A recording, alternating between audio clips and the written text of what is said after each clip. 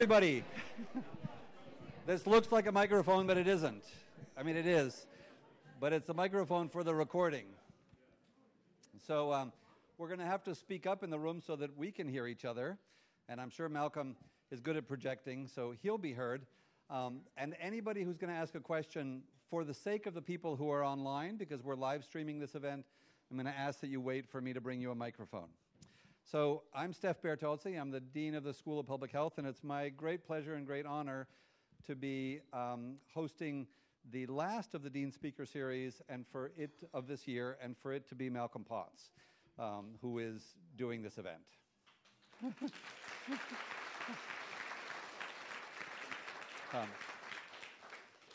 One of my jobs is to thank people who make these things possible by giving us money and participation. Unfortunately, this time it isn't participation because Kaiser is usually here for these events, but unfortunately couldn't come today. So I just want to thank Kaiser for the support they've given us throughout the year that have made these events possible. But I also want to thank David Tuller, who's sitting there, because he's been the person who has made the Kaiser relationship possible, and I'm very grateful for that.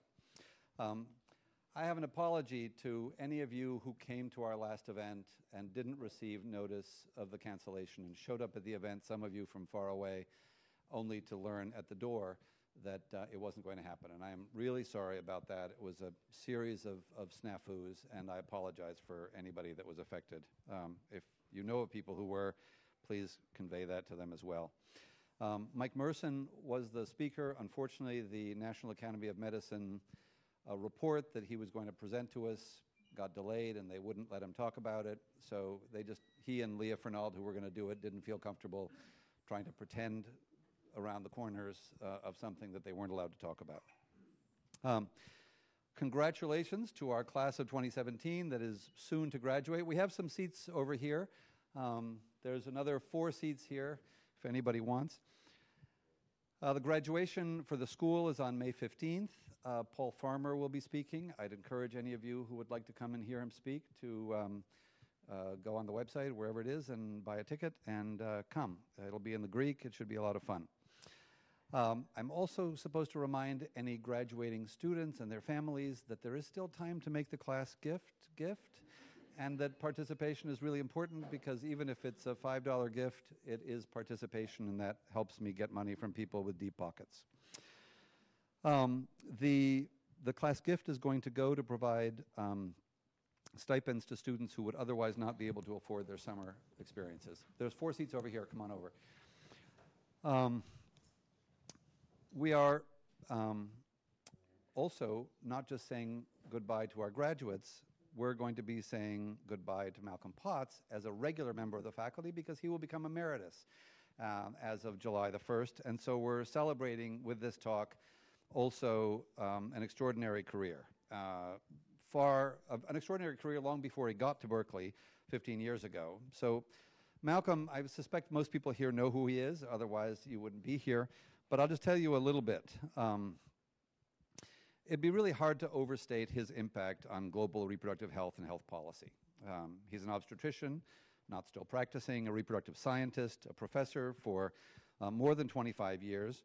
But before he got here, and before the advocacy that he's done on this campus for women's reproductive rights, he served as the first medical director of International Planned Parenthood Federation, where he introduced family planning methods into scores of developing countries.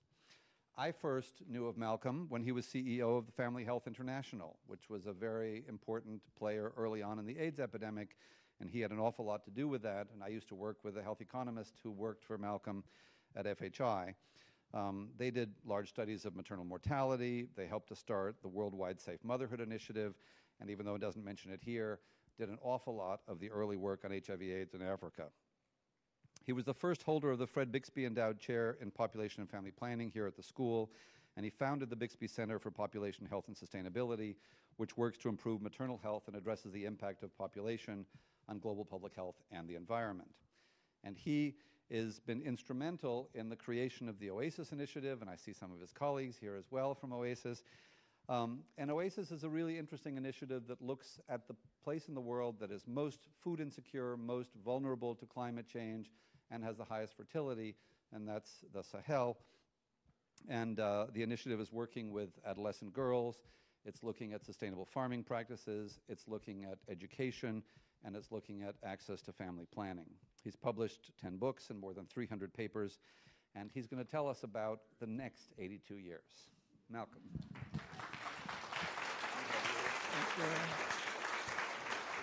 It's on, yes. Well, thank you. I was 82 in January. I've got a bad noise. And I find that octogenarians don't have time for small issues, and we don't have to be coy about personal issues. I want to talk about the following, if I can make... If I spent 1 minute on every year of my life, we'd be here for 2 hours. So it's fortunate that my motto is, impatience is a virtue. Oops. If I go back twice my lifetime, 82 years ago, my ancestors were building keels. This is a painting by Turner, and these are these little barges that carried coals from Newcastle to the south and to London. If I go back 2 lifetimes in my wife's family, I would be sailing around Cape Horn from Scotland to San Francisco just after the gold rush. 5 times my lifetime, and I could commiserate with Galileo as he's brought before the oxymoronic Holy Inquisition. 40 times my lifetime, and I could walk the streets of Babylon. But in my one lifetime has seen more changes than any preceding generation since we became a separate species. There have been atomic bombs, population's gone up 4 times, energy consumption 7 times, we're overfishing the oceans, and in the last 9 years, the Chinese use more fossil energy than they had in the preceding 4,000 years. My life as an octogenarian is light years away from my childhood. I was a boy in wartime Britain. I carried a gas mask to preschool. We had lead pipes, coal fires, and indoor air pollution. Physicians advertised cigarettes. My dentist used a foot treadle. My brother had tuberculosis. I had measles and mumps. My mother stopped taking me to the paddling pool because there was a child with poliomyelitis. There were more birds in the sky, and there were more bees in the flowers. Let me illustrate the rapidity with which science and technology have moved in my lifetime with 3 examples. A new company in California, a big room in North Carolina, and a torn label from a can of fruit. When I was 18, my school was a mile away from where Watson and Crick discovered the structure of DNA in 1953. I never met Crick, but he gave me a donation to a clinic I started for the unmarried in Cambridge, which was a revolutionary thing at the time.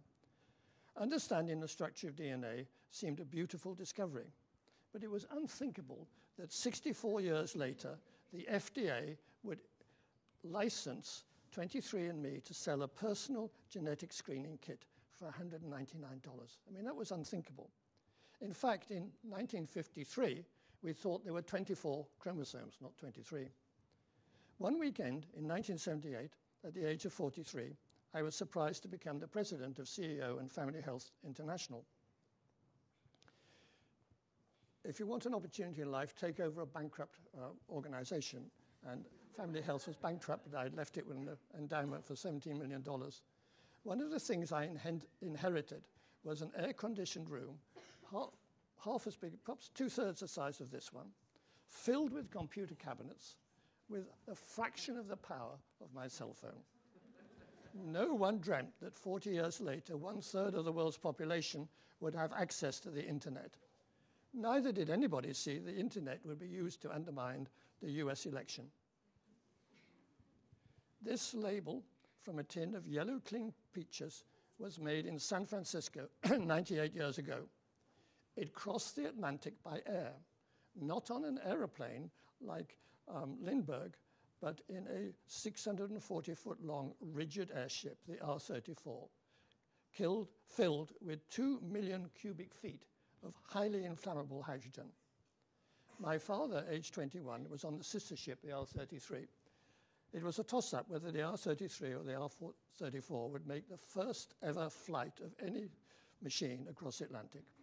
Dad's ship lost, but a friend brought the peaches. It's a sad little story about a piece of paper, but it reminds me how fast the world is changing. Even as a schoolboy, it would have been preposterous to think that I would fly around the world several times. I've crossed the Atlantic more times than I can think, and like many of us, and this is Martha's 1 mile flyer, we have terrible carbon footprints. I have shared these personal stories because I think it's reasonable to assert that for those who graduate in 11 days' time, the world will change even more rapidly for you than it has for me. Scientific discoveries are much faster than anyone expected. They're wondrous, thrilling, inspiring, and sometimes dangerous. Pluto was only discovered a few years before I was born. It was unthinkable that in my lifetime we'd see the surface in such extraordinary detail. Until I was 19, there was only one fossil linking the great apes to human beings, and that turned out to be a forgery. Until I was 30, the idea of plate tectonics was absolutely preposterous. Today, we can literally see inside people. In case you're puzzled, this is a couple in Denmark having sex in an MRI machine. Finally, I come from one of the least diverse societies. England has not been invaded since 1066. My family lived near Newcastle for hundreds of years. My elder brother did not see an African American until he was 17. Now, the majority of the students in my current class have at least one parent born overseas. Most wonderful of all, I think I'm exceedingly fortunate to have a daughter-in-law whose mother is Japanese and whose father is Iranian, and Campbell likes having her picture taken. I have 2 regrets. I enjoyed chairing the Committee for the Protection of Human Subjects, and I was offered a place on the Finance Committee. I decided I would take too much time. That was a mistake. I think Steph will agree that the school needs to be a stronger presence on campus committees. My second regret is that I did not make a more constant effort,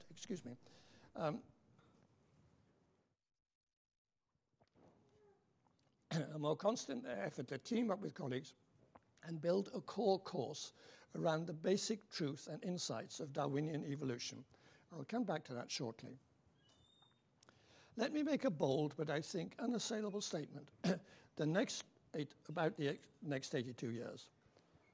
It is a statement that makes Zika virus or the war in Syria, painful as they are, look like hiccups. The next 82 years will take us to the year 2099.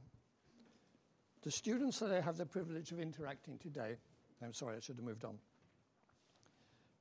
are the first in 200 years of human history to face 3 clear, present, truly genuine existential challenges.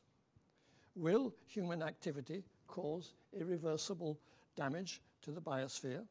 Can global society be re-engineered to avoid the choice between a perpetual economic growth or economic collapse? Will nations continue to build nuclear weapons but never use them? The current generation is the first one to face these existential problems. It may also be the last one that can solve them. There are achievable solutions. What is lacking is the social understanding and the political will. These in turn are influenced by deep-seated human behaviors. Some of our predispositions evolved in the Stone Age do not serve us well today. For most of human history, we lived in small bands of hunter-gatherers. We weren't evolved to think about large numbers. There's a large number in this room, and that's delightful. None of us can really comprehend what 1 million, let alone 1 billion, means. There are 1 billion grains of sand in a dump truck. 3 dump truck years ago, a single-celled organism evolved the capacity to use sunlight to turn CO2 and water into sugars. There was a pollutant, oxygen. It took millions of years for photosynthetic organisms to change the atmosphere. Over time, other creatures, including ourselves, evolved ways of using oxygen to our advantage. But now a bipedal primate with a big brain and clever hands is putting so much CO2 into the atmosphere that it's changing the climate, not in millions of years, but a few decades. We need to really pinch ourselves to comprehend the scale and pace of change. 6 years before I was born, Edwin Hubble demonstrated the universe is expanding. In this century, with the space telescope that has his name, we've suddenly found that the universe is impossibly, unimaginably, incomprehensibly 1 billion times bigger than was thought. And a billion is a big number. There are so many galaxies and so many stars and so many planets, it must be certain that other civilizations exist and other conscious creatures. Unless, of course, they evolve through Darwinian competition and end up destroying themselves, as we may. I think that Martha and I have a sense of scale because of an interest in astronomy. In 1938, my father had the good sense to move to Cambridge. The first book I ever read was Astronomy for Night Watchers. Cambridge had 2 or 3 small air raids. It was exciting when my brother's school was burnt and they couldn't go to it. In the war, there was a total blackout enforced to prevent German aeroplanes finding the target. Night watchers were people who sat in buildings and poured salt onto incendiary bombs. This was a bombing raid about a mile from me. On a frosty night with a blackout, you could feel that you could touch the stars. Today, most people on this planet never see the wonder of the Milky Way. So there can be unanticipated benefits of warfare. Father made sure that his 3 sons had a microscope and, by most standards, a fairly large telescope. My parents died before I met Martha, who's over there. But I know that they would have been proud to have a daughter-in-law whose grandfather had an even bigger telescope. This is Martha.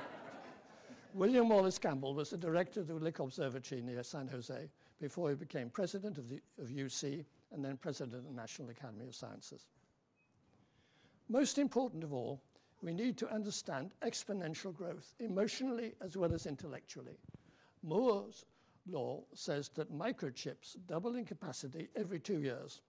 If automobile improvement had obeyed Moore's law, you could now drive to the sun on a gallon of gasoline. Imagine you release a drop of water from this dropper. 1 minute later, 2 drops. 3 minutes later, 4 drops. Soon you have a thimbleful. At this rate of exponential growth, how long will it take to fill our stadium to the breeches? A year? A month? A week? How many hours? Put something in your brain. It's a stunning thing, isn't it? The power of exponential growth. Remember that after 45 minutes, there was just a small pool of water in the thing. Darwin's 1853, I'm getting old, 1853, Origin of Species, has no bar charts, regression analyses, just patient, easy to understand arguments. Darwin captures his central idea in the title, Origin of Species by means of natural selection on the preservation of favored races in the struggle for life. The natural selection of favored races applies to proteins, viruses, and helps influence with whom we fall in love and why we weep when a loved one dies. Instead of being immutable species created by God 4,000 years ago, we have evolved from other species. We have genes going back hundreds of millions of years that code for a segmented body and a strange shape, a deficient heart, that contracts about 1 billion times before we die, whether we're a person or a hummingbird. 1 in 3 Americans believes that humans have existed in their present form since the beginning. I think they miss a lot. But the strength of a great university is there's always someone to challenge every assertion. Preparing this lecture, I found that Philip Johnson is the writer behind intelligent design some Christians want taught in school. He's an emeritus professor at Berkeley. If I'm lucky enough to meet him, I will ask him why God designed a seahorse to deliver babies through an easy opening in the abdomen, while a woman must push a big-brained baby through a narrow bony passage. The answer to that evolution is a blind, one-way process. It cannot re-engineer its way out of a problem. The human reproductive tract is derived from a fish excretory system that evolved 400 million years ago. It was to carry the gametes and urine to the outside world behind the pelvic fins. It worked perfectly until our ancestors walked on land. Then you needed a bony ring to support the back legs. Add the problem of a big brain, and you can understand why birth in humans is more painful and dangerous than in any other mammal. These are babies in the birth canal from chimpanzees, Lucy, the Australopithecine, who lived 3 million years ago, and a modern woman. Evolution is the outcome of random mutations tested in the harsh world of natural competition. It's not what about is fair, moral, or just. It's about what works. Evolution has given me the flowers in my garden. Evolution gave us postpartum hemorrhage that killed my paternal grandmother, and it's given us smallpox. Smallpox killed and scarred billions, including Mozart and Stalin. I was vaccinated against smallpox as a child. Let me make a little digression. Edward Jenner lived in the shadow of Berkeley Castle, or as in England we say, Berkeley Castle, the ancestral home of the family for whom we derive our name. Jenner's short book on vaccination is a superb example of how science works. Vaccination changed the world. I was 42 years old when the last case of smallpox was diagnosed and treated in Somalia. Part of Darwin's genius was to understand that evolution has molded our behavior as well as the shape of our bones. Some degree of variation in instincts under the state of nature and the inheritance of such variations are indispensable to the action of natural selection. Evolutionary psychology posits that, like other mammals, we have a number of inherited predispositions. Even blind people smile. Our brains are not a blank sheet, but neither are we robots. DNA shapes the way that a child will learn languages, but the language it learns is the one it hears, whether it's Japanese, English, or Swahili. I realize that some parts of the Berkeley campus, evolutionary psychology is somewhere between being ridiculed or violently opposed. But it's already self-evident in Santa Barbara and the Stanford Center for Advanced Studies in Behavioral Sciences and at Harvard. The standard social science model does not ask the question, why are men bigger than women? Evolutionary psychology asks this question. Women carry the burden of pregnancy and breastfeeding, while men are just vehicles to carry testes. Why do cultures exaggerate sexual dimorphism? Penguins are truly monogamous animals because, unlike male mammals, male birds can incubate the eggs and feed the fledglings. And the males and females are identical, not sexually dimorphic as we are. Nearly all mammals are promiscuous, like chimpanzees, or have harems like gorillas. Males evolved to be bigger than females in order to fight for access to females. As the human baby evolved and got a larger brain and became increasingly helpless at birth, we seem to have passed through a tipping point where reproductive success was enhanced by male assistance. I describe us as a polygamous animal struggling to be monogamous. Public health issues, such as domestic violence, are most likely to be ameliorated if we understand our recent evolution.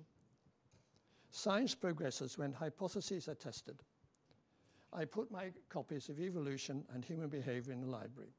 If you're writing a term paper, I ask you to spend 30 minutes in the library looking at this journal, find a topic that excites you, and see how the thinking of evolutionary psychology helps generate and test hypotheses. If you don't find a way to frame your research in a more creative way, I'll buy you a free lunch next semester, and that's a promise. Incidentally, I can't find a single Berkeley author in recent copies. One way institutions maintain leadership is by recruiting from outside the mainstream. I hope the school will recruit an evolutionary psychologist before I die. The core of what I want to share revolves around my three existential questions. Will human activity in human numbers cause irreversible damage to the biosphere on which all life depends? Between 1950 and 2000, population grew at 1.69 per year. The global GDP grew at 2.21% per year. The total impact on planet Earth of growing numbers and growing economic activity is additive, 3.9 a year. 3.9 a year doubles in 17 years. Claire Norris has been patient enough to be my administrative assistant for 17 years. It's mind-boggling that the human impact on the planet has doubled in the time that Claire and I have worked together. I mean, in fact, all of us in this room have lived through more rapid planetary changes than at any time since a meteor wiped out dinosaurs 66 million years ago. Continued for the next 82 years, exponential growth at this rate would imply a 6-1 human impact on the planet. By every measure, that is unsustainable. The president of the Pontifical Academy of Science in the Vatican is asking the right question. Now you know why I have a lifelong interest in family planning. Some students call me the professor with the condom ties. In 1992, I became the Bixby professor here. And one of the pleasures of growing older is that I could pass on my endowed chair to Andola Plata, who's somewhere in the room. Andola, there she is. And I think that Andola does the best possible research in really low resource settings, and I'm very lucky to have her following me. Both my parents were born in the 1880s when there were 1.6 billion people in the world. In 2050, there'll be 1.7 billion people in India alone. When I was born, the total population of the world was 2 billion. Since I came to Cal, global population has increased by 2 billion. Those are mind-boggling statistics. Demography helped determine many of the social, economic, and political events of the 20th century. I suggest that demographic challenges will be even more dominant in the 21st century. By 2050, there could be 10 billion people. Some will be hungry. Rapid population growth is not the only problem we face, but unless it's slowed, problems of education, employment, governance become difficult or impossible to solve. We have the knowledge and methods to separate sex from childbirth. We lack the political will to overcome the unnecessary barriers put in place by religious leaders and, yes, sometimes health professionals. Once women and men are given the information and means to separate sex from childbirth, then family size can fall rapidly. In the Islamic Republic of Iran, where I've worked, family size fell from 6 to 3.5, 10 times as quickly as the same part of the demographic transition in the USA. Andola and I know that, and most people with experience in the field, see abortion as an intrinsic and inescapable part of family planning. When I was a young obstetrician in North London in the 1960s, I had to get up most nights I was on duty to operate on a woman who had an illegal abortion. I began to ask women, would you like any help with family planning? The common reply was, I was just going to ask you that, doctor, which was code for thanks for bringing it up. The consultant to whom I was responsible said, family planning is something obstetricians do not do. It was an example of two generations with different perspectives. I came back to Cambridge to do a PhD focused on implantation. I was elected the youngest fellow of my college.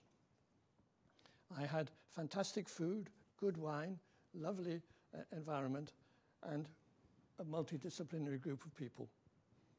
I joined the Abortion Law Reform Association and ended up on the executive committee. I learned a lot about advocacy and lobbying in Parliament.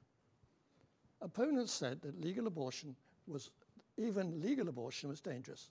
The only data on safe abortion was from Eastern Europe. The single most important journey in my life was to Poland, Hungary, Czechoslovakia, and Yugoslavia in December 1966. Later, I'll tell you why. In 1969, to the surprise of my parents, I gave up my college life, as Steph said, to become the medical director of the International Planned Parenthood Federation. In 1994, Martha and I watched with dismay at Cairo as the focus was taken off international family planning, and a huge demographic momentum has now built up in some parts of Africa. The Sahel is characterized by poverty, illiteracy, weak government, fragile states, conflict, and an abysmal state of women. The population has grown 10 times in a century. These are to the same scale. Northern consumption is driving global warming, but the worst impact is going to be in the south. In the next 30 years, the collision between rapid population growth and climate change could put more people than live in the USA at risk of watching their crops wither and their cattle die. There could be an unprecedented, involuntary migration. Already 12 to 18 million people are food insecure, which is code for you wake up every morning feeling hungry. Already, by comparison, AIDS kills 30 million people and 30 million carry the virus.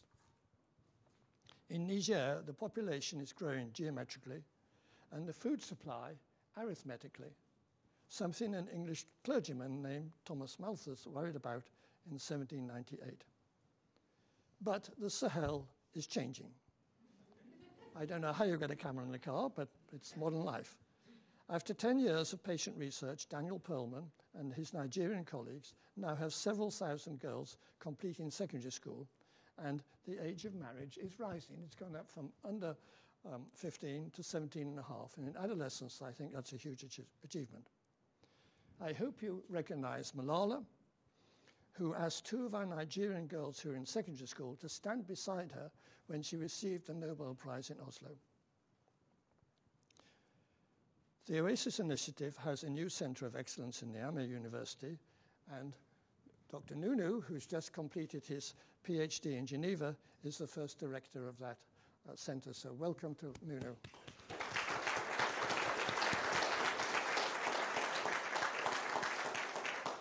The collision of population growth and climate change could extend to other parts of the world. The glaciers in the Himalayas might melt, turning the Ganges, Indus, Yangtze, and Mekong rivers into rivers that have long droughts and then devastating floods. Michael Weiner in the Lawrence Berkeley lab, using one of the world's most powerful supercomputers, suggests that in the second half of the century, climate change in North America could be comparable to the Dust Bowl in the 1930s. We are big-brained animals, and we were able to plan to store food for the next winter. But there was little evolutionary pressure to take a longer view. Donors from Gates, DFID, and USAID write short-term strategies when I think it's self-evident they should be looking 30 years ahead.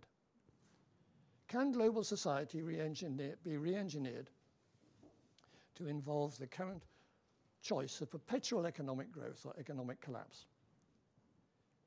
In 1945, the Bretton Woods Conference laid the foundation for global markets after World War II. The dollar and other currencies were linked to the gold standard. It might have been an even more successful conference if there'd been one woman in it. In 1973, President Nixon abandoned the gold standard.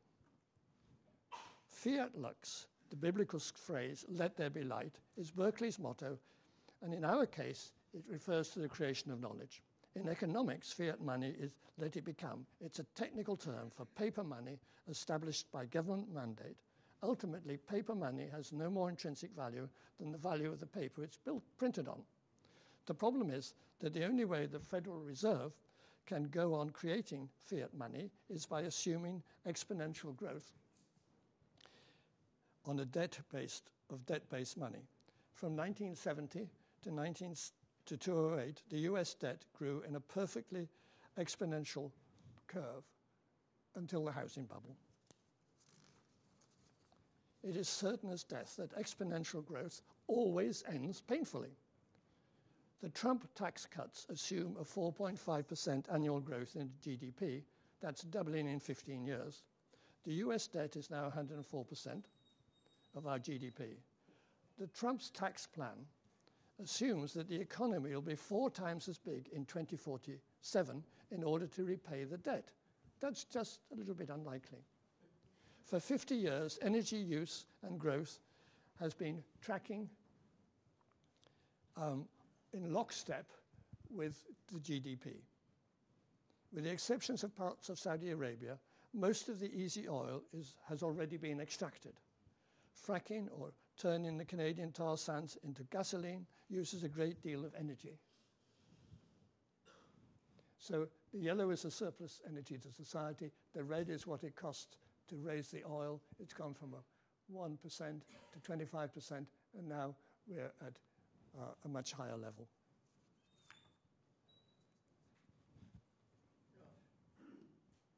And we're falling off the cliff. When the Roman writer Plutarch commented on the fatal ailment of all republics, he could not have foreseen that in 2017, the 8 richest men in the world would control the wealth equivalent to the total population of the world when I was doing research in reproduction in the 1960s. That's breathtaking. At the same time, at some time in their lives, the students in this room must not only repay their loans, but you could face a lifestyle that's seriously diminished. The challenge undergraduates in this room face is how can the economy be re-engineered to avoid the current choice of perpetual economic growth or economic collapse. Perhaps we need to get away from our obsession with GDP, which counts cleaning up an oil spill as contributing to the GDP, while assuming that nature's services have no dollar value. I've worked with people living in abject poverty. I think that's unacceptable. The ecological footprint of society grows as we climb out of poverty, and I think that is wonderful. But then our footprint gets bigger and bigger, and we don't become any more satisfied. My last existential question is about weapons of mass destruction. Let me go back to the insights of evolutionary psychology. The standard social science model tends to frame human behavior as good until proved otherwise. As a biologist, I think that males evolved to be competitive and violent. I think they're bad until proved otherwise. Indeed, I think that human beings have evolved to be one of the most violent of all of the 5,513 mammalian species. We call ourselves Homo sapiens, the wise. In fact, we should call ourselves Homo horribilis, the horrible. My interest in evolutionary psychology deepened when I spent time watching the wild chimps in Gombe National Park in Tanzania. Gombe is about as big as Tilton, and it's equally hilly. It is where Jane Goodall had the patience to follow chimps until they accepted her. Jane Goodall and I had the same tutor at Cambridge, but I didn't know until the 1980s. Human beings and chimpanzees had the same answer about 7 million years ago. Initially, Jane thought that chimps might be nicer than people. Then she observed them catching and eating other monkeys. Finally, she found male chimpanzees band together and attack chimps from another clan. Up to 30% of chimps are killed by other chimps. Deliberate, same species killing is only found in a handful of animals: chimps, hyenas, possibly wolves, and most certainly Homo horribilis. Until the 1920s, in the highlands of New Guinea, 1 million people lived literally in the Stone Age without any contact with the outside world. 20 to 30% of men were killed by other men. Some of them really do wear penis sheaths. Among the Yanomamo, a pre-literate group in South America, a stunning 4 out of 10 people have taken part in killing another human being. The good news is we don't have to be so violent. Most of the world is now at peace. When I wrote the book Sex and War, I surprised myself that despite 2 world wars, as a percentage of the total population, deaths from conflict are at an all-time low.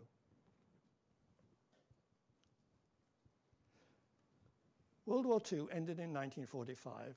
3 things have stuck in my memory. I remember eating my first banana. My mother had described bananas, and I'd seen pictures of them, but there was no point in risking sailors' lives to bring bananas across the Atlantic until the war was over.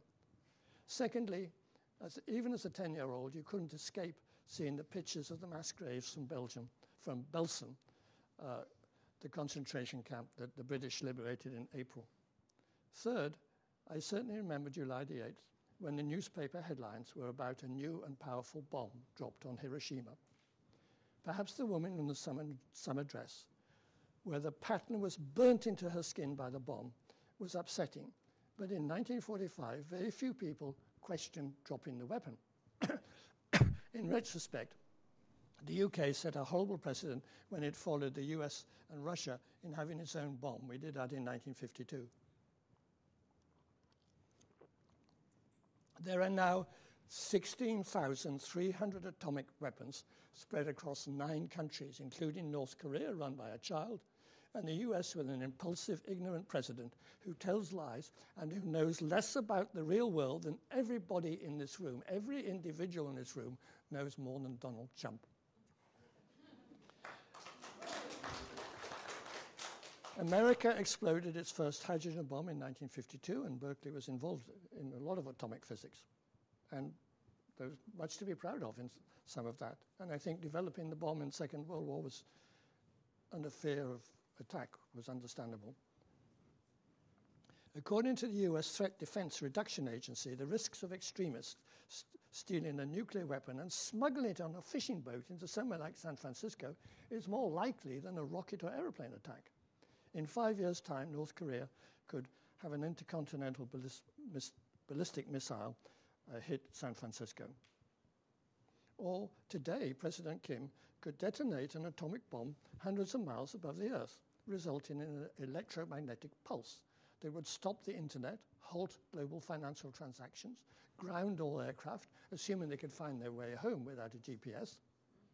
It's not my intention to keep you awake at night, or perhaps it should be, but I think it's reasonable to suggest that the threat from weapons of mass destruction, along with unseen epidemics, is likely to increase as this century unfolds. At the same time, I think that science and technology have the potential to provide achievable solutions to most of my 3 existential problems. The question is, do we have the will? And the question is, does this university or any university need to be more explicit in facing these problems? And now for something completely different. The common American phrase, passing, annoys me. We're not passing, we die. Actuarial tables tell me I have another 9 years. I think that's pretty generous. I don't know what the confidence intervals are. A few years ago, my prostate cancer was zapped in a painless, effective way, and I'm thankful to Kaiser and to Cal Insurance. In all honesty, I never lost a night's sleep when I got the diagnosis. I knew my situation was totally explicable, and knowledge, particularly about ourselves, is power. I was lucky to know Peter Medawer, the pioneer immunologist and Nobel laureate. Medawer, Haldane, and Williams saw that the force of natural selections weaken as we age. So if you have a mutation beyond or in the late years of reproduction, there's no way that natural selection can sort of recognize it. So as we age and as we go out of the reproductive years, natural selection is less able to eliminate deleterious mutations. Hence, prostate cancer is rare in the young, but common in older men like myself. But there's another aspect of evolution, of death, that evolution also explains. My previous wife died soon after I came to Berkeley. I was hit by a freight train of grief. I understood why people believe in ghosts, why religions promise eternal life. Somehow or other, my DNA had hardwired a predisposition in my brain that I never knew existed until Marcia died. Elephants have bigger brains than we have, and they're also distressed by the implausibility of death. 2 of my school friends became Protestant ministers. I ended up chair of the Cambridge Humanists. As the European wars of religion and Sunni Shiite battles today show, people can get excited about which theological GPS route to take to heaven. I'm glad that the 21st century is becoming more secular. 2/3 of Americans still believe in God, but 4 out of 10 see themselves as neither spiritual nor religious. When Dean Patricia Buffler interviewed me, she said that Cal had some wonderful students. At the time, I really didn't believe her. I do now. Sadly, I've seen our fees skyrocket, and the campus has made some bad decisions. A stadium built over a major earthquake fault, and paying the football coach more than the governor of California. The predisposition of many men to fight their neighbors is more ritualized in American football than among the tribes of New Guinea, but is still very wasteful and expensive. But consider this. Given a choice between administrative errors and fantastic students, or a perfectly run university with terrible students, which do we want? Philosophers like to ask, what makes us human? We are fortunate to have 2 legs and 2 hands, but elephants have 40,000 muscles in their trunks. So what makes us special? As a biologist, I see a university as a specialized facility for transmitting information between the generations in a way that maximizes the opportunity for the new generation to discuss, question, alter, change, improve the information they receive from the older generation. Other animals have brains as big as ours, or bigger. Human beings are creative because we're social animals and we develop civilizations where our numbers permitted a division of labor. I suggest that what really makes us unique is a late age of puberty, later than any other mammal. Female stoats have abolished puberty. They ovulate while still being breastfed. A male impregnates both the mother and the tiny suckling young. Evolution, as I've said, it's about what works, not what's beautiful. The fertilized egg remains unimplanted in the uterus until the baby grows to a young adult. An elephant can be sexually mature at 12, a 40-ton whale at 7. My friends James Wood and Ken Campbell, working in in New Guinea, found that the mean age of first menstruation in New Guinea was 18. Johann Sebastian Bach kept a record of when boys' voices in a Leipzig choir broke. It was about 17. The choir master at King's College Chapel tells me that he loses his sopranos when some of them are 12. The age of puberty fell by 6 months in every decade of the 20th century, probably mainly better food and less exercise. There are 2 takeaway messages. One, the fall in the age of puberty is a health and social disaster. A girl who menstruates at under 11 has twice the risk of breast cancer than one who first menstruates at the age of 13. Modern adolescents are caught between the irresistible drives of sex and the immovable demands of education. Life for today's adolescents might be easier if, like our Stone Age ancestors, individuals didn't go through puberty until the late teens or early 20s. The second takeaway message is more subtle but more significant. From the perspective of Darwinian evolution, where the number of progeny is the only metric, a late puberty is extraordinarily costly. The only offsetting advantage that I can see to this astonishing delay in reproduction is the extra years of learning it provides. Human culture progresses in small steps as each generation learns from its parent generation and then alters what it learns. For most of human history, cultural evolution was at a glacial pace.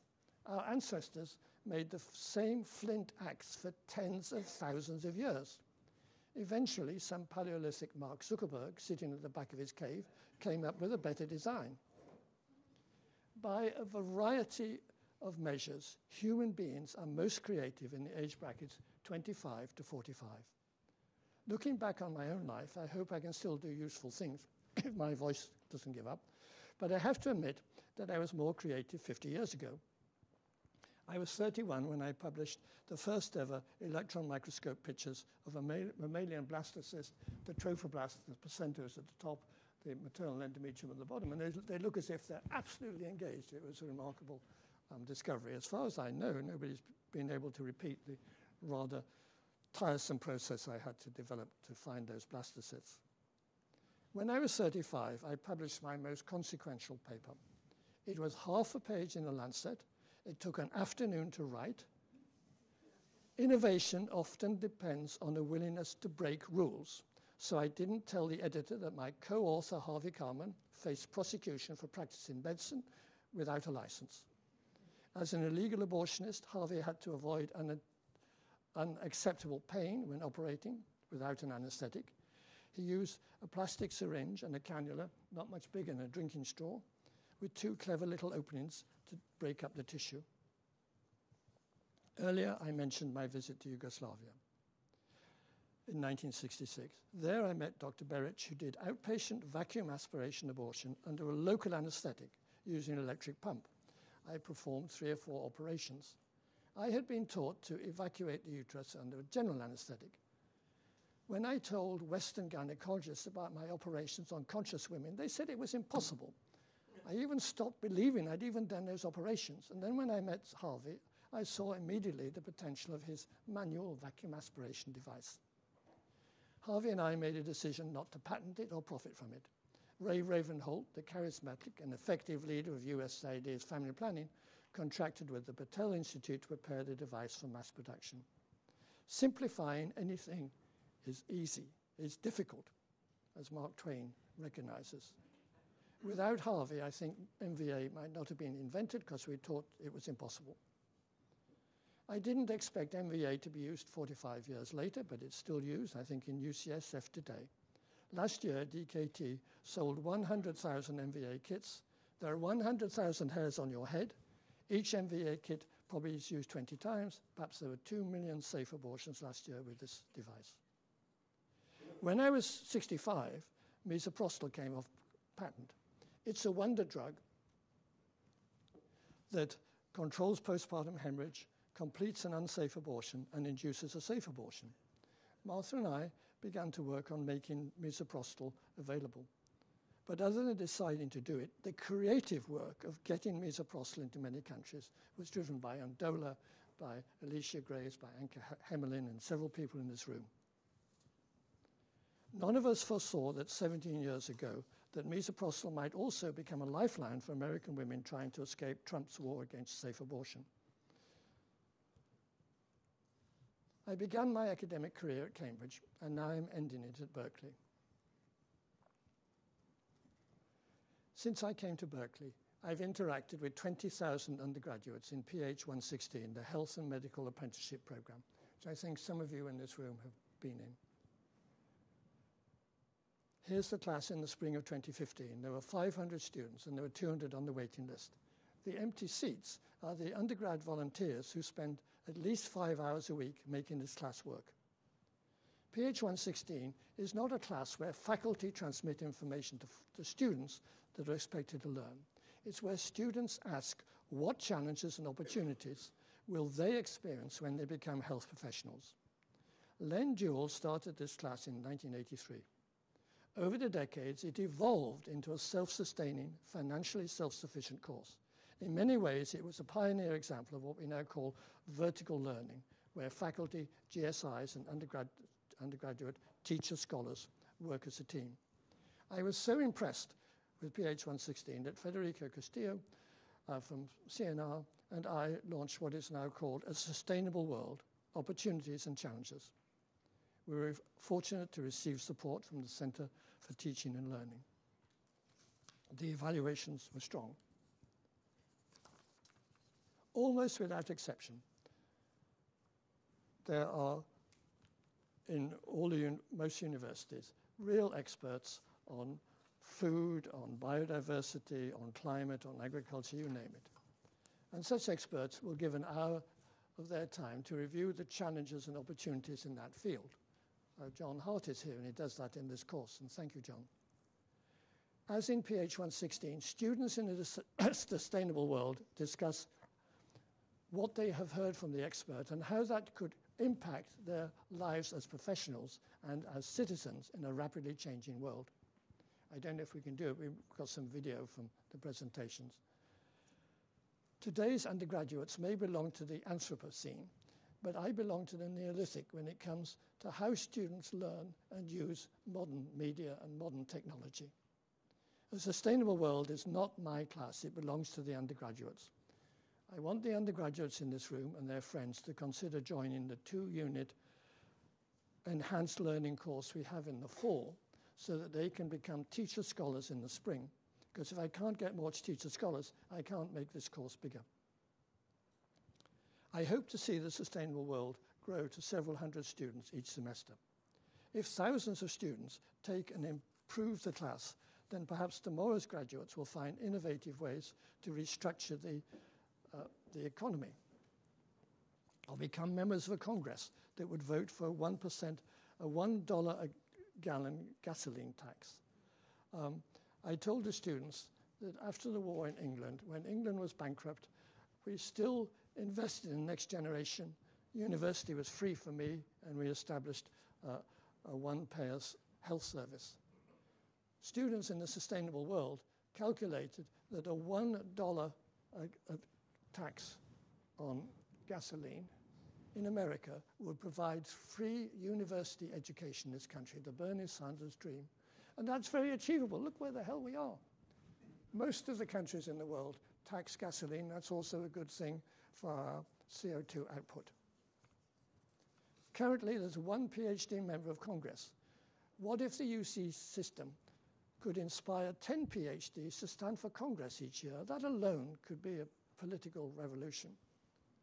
Perhaps one of the teacher scholars will be the engineer in General Electric who finally makes, this is actually from the Lawrence Livermore lab, who finally makes nuclear fusion work, or a botanist who makes nitrogen-fixing bacteria live symbiotically in rice, making artificial nitrogen fertilizers unnecessary. My vision is that some manifestations of this class may be adopted on other campuses. Federico and I are part of a UCOP-supported initiative called Healthy Planet. Undergraduate teaching is one goal. The Sustainable World could be a model. My dream is also to make a web-based version. At the end of this talk, I want to dedicate it to Tom Hall, a colleague from UCSF, some of you know. Tom has given a generous grant to the University Consortium for Global Health to develop a web-based version of Sustainable World. A remarkable 156 universities around the world now belong to that consortium. Many, many years ago, I remember Tom driving me across the Bay Bridge when I still lived in England, and it was my first visit to Berkeley. I never dreamed I'd become part of this university. Yet the longest interval I've been in one place in 6 decades of professional life has been here at Cal. And the longest time I've lived in one house has been at 962 Arlington Avenue. Every day, Martha and I wake up feeling grateful to be in such a pleasant urban land. Thank you, Berkeley.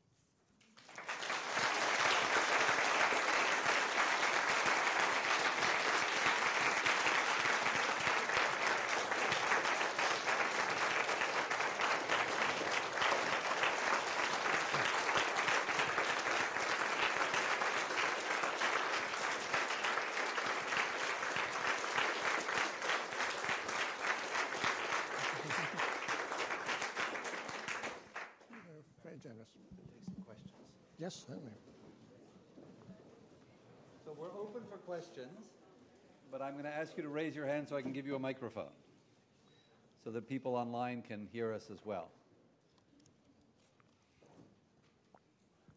This is a shy campus full of shy people. Well, they're too depressed. So you need it for them. I know. Here.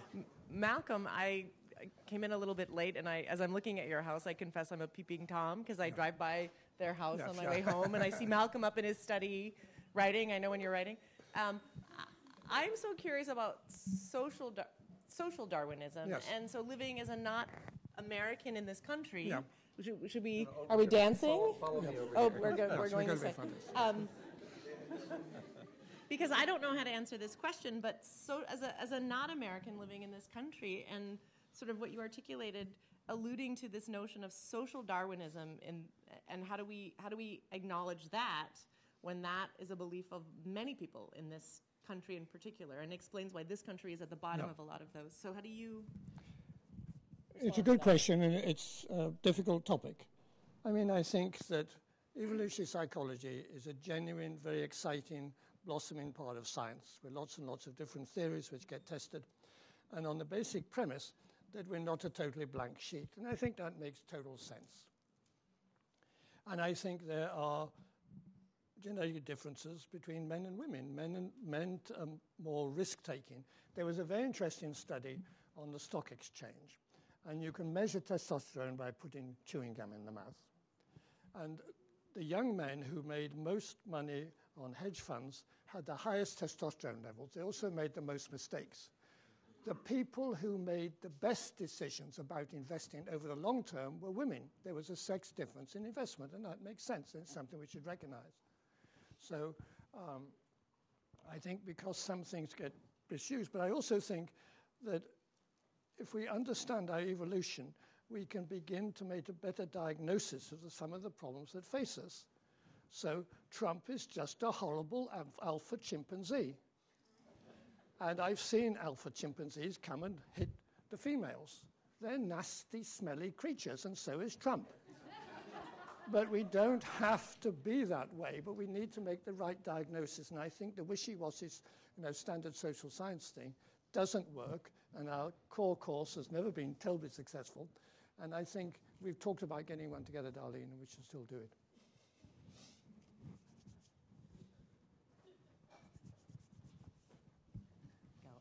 You can stay back there as long as he stays in the frame. Either way. Hi, Malcolm. How are you? It's a time for hugs. He's like my, surrogate grandpa or something. So, nice to see you. And we've had a lot of these conversations, but I'm really interested in when you're thinking about evolution and the next 82 years, the North-South relationship and the East-West relationship in terms of power and knowledge, and how do you see, or what do you think about how that's going to play out? Because I often think, I even look at Europe, and the way we treat Southern Europe is the same way we treat like the Caribbean. I kind of, rant in my blogs about this.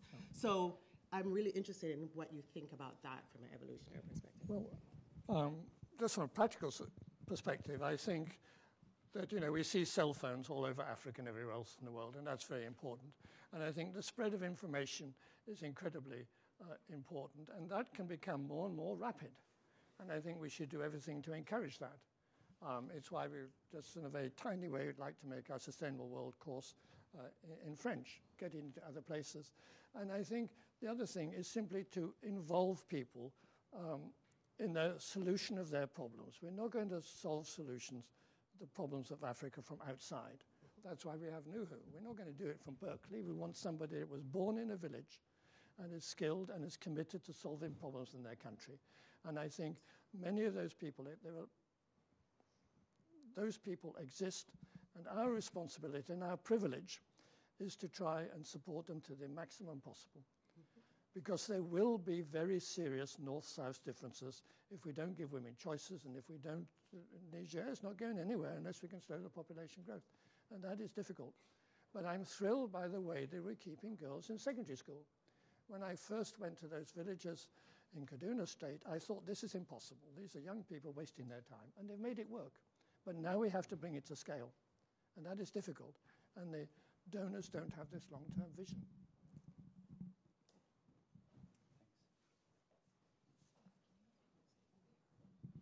Oh, I've just been asked to remind people to please introduce yourself so that people also away know who you are. Hello, I'm Anna. What do you think the role of eugenics will or should be in the next 82 years? Words get dirtied, particularly when they're to do with human reproduction.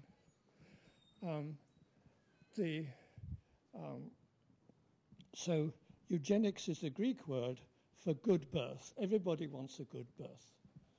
But it went off the tracks between the two world wars, and it became an excuse for the Holocaust and saying different ethnic groups were different. There were lots of people who did perfectly good work. And so we have to separate facts from alternative facts. And that getting more and more difficult with the spread of social media, etc. And I think it's a challenge. I think you brought up a good point. And it's not just that many things are going to get corrupted. And also some things are genuinely difficult. And I think we have to train people to be able to make choices about a whole tsunami of information that comes before them. And one of the things, again, that impresses me about the undergraduate classes I have the privilege of teaching is that I don't see many false facts in there. They will go a whole afternoon and there might be some trivial detail that I would change, but they are very, very good at finding facts from alternative facts. And that's something we have to train people for, because again, that is part of adapting to the next generation. If we can't do that, we're going to screw things up. I think we're approaching cocktail time. Please introduce yourself. I'm Laurie, and this is my very first lecture that I've heard as part of this speaker series. You pointed out the damage that can be caused by exponential growth in population. And I'm sure you would suggest that education is important in restricting that growth. But what if that alone doesn't work? Would you favor something like what China experimented with, that is a one-child policy, which admittedly they're changing now? Yours is still good. Mine's still, okay, no. The Chinese one-child policy is very sad. It was imposed at the very end of the demographic transition. Demographic transition. And they'd already they're between 2 and 3 child family. Deng Xiaoping, we know that he read the book, the Club of Rome report, and that says in it that what drives lower fertility is education. Now, education is important, and I have lots of degrees after my name, so it doesn't affect my sperm count. What education does is to enable rich people to jump over those unnecessary barriers that often separate women and men from the means and information they need to control their family size. So if you remove those barriers, as we've done in Bangladesh, then fertility falls even on people living in $1 a day. So family planning is not telling people what to do, it's listening to what they want, particularly what women want. Now, the Sahel is a problem. There's a very large desired family size. But my 50 years of experience in international family planning tells me you just begin and you look for something that works. You look for the low-hanging fruit. You're prepared to make mistakes. I learned to do vasectomies on a railway station. Now, that's a crazy place. But Indian men felt more comfortable having a vasectomy on a little tent and a table as big as that on a railway station because they said in India, you only go to a hospital to die. Why do I have to go to hospital for this operation? So family planning is meeting people's perceptions. And if their perceptions take you to doing vasectomies on a railway station, okay, do them. It's not something you would predict. You find these by experimentation. And it's very warming when you find them, and I'm sure we'll find those unusual things. I always want to be surprised in something to do with family planning. Okay, last question. Ooh.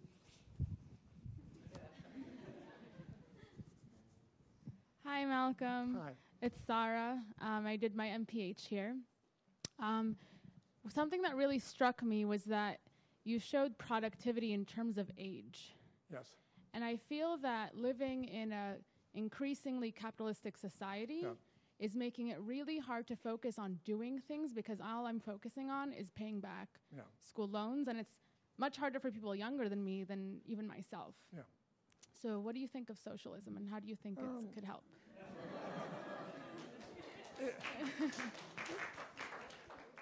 I always tear up and throw away the AARP things that old people get, because I think the American Association for Reproductive, for retired people. The American Association for Non-Reproductive Retired Persons. So retired people have time, they can write letters, they can get organized, they can make lobbying groups, and so they're always putting money into Social Security and looking after themselves. This baby cannot vote. This baby's not going to vote for quite some time. It's got a very intelligent mother who may do, but she's going to be very busy. She's not going to do as much, as a 60-year-old retiree is going to do. And so we should listen to chimpanzees. chimpanzees invest in the next generation. Martha and I were in Gombe Park, and we met Goblin. It was a very old chimpanzee. And he'd been the alpha male, and he'd been a much better alpha male than Trump. And he was skeletal. He was too weak to climb the tree, and Jane told me he died about a week later.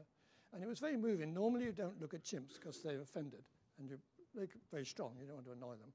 But he was looking us between the eyes, and he was basically saying, you're on two legs. What the hell's happening to me? But chimpanzees can be empathetic. They will carry a child with polio that slow the troop down, but they don't invest in keeping some old, retired, hairless, previous alpha male alive or bringing it fruit to eat. They don't do that. Now, we're rich enough to look after both the rich and the poor, but I want money to go to the next generation. And really, in a totally logical world, we should pay our newly appointed people who are having children much more than the older people that have already. I'm getting more money every time you go up for review. You get more money. I'm going to take it and pass it to my children. But it's really very curious how we reward aging when we should be rewarding reproduction and creativity. And I think the creativity data is interesting. If you look at patents, they have this sort of distribution. So please, let's invest in the next generation, because they are the salvation. My generation and your generation of older people has really leaving the world in an incredibly bad state. We are not positioned to come up with good solutions. The good solutions are going to come up from our undergraduates and in the next sort of 10 or 15 years after they graduate. So everybody that's going to graduate in 11 days' time, your most productive time is probably going to be in the next 15 or 20 years. Then you'll grow old and get more money, and that's fine. But become a dean or become an emeritus professor. But let's look at the world in that way, and let's do everything we can to prepare the next generation to have the information and the skills and the subtlety to distinguish good information from bad information, to make decisions based on scale, to make decisions based on diversity and equity, because basically that's also in our DNA. So it's an enormous pleasure being with you, and thank you all for coming. Thank you all very much. Malcolm, thank you.